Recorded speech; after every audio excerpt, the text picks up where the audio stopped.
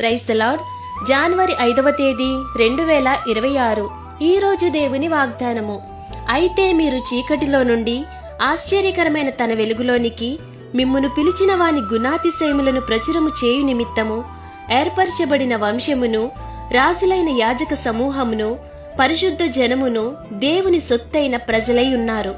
1 పేతురు రాసిన పత్రిక 2వ అధ్యాయము 9వ వచనం.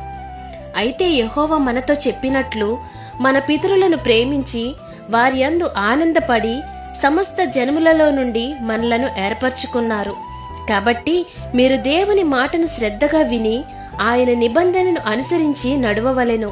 ఆ రీతిగా మీరున్న ఎడల సమస్త జనములలో నుండి మిమ్మును వేరు చేసి దేవుని రాజ్యముగాను ఆయన సొత్తైన ప్రజగా మిమ్మును నియమిస్తారని ఆశిస్తూ ఈ వాగ్దానం మీ జీవితంలో నెరవేరాలని కోరుకుంటూ దేవుని సువార్త పరిచర్యలో మీ సహోదరి.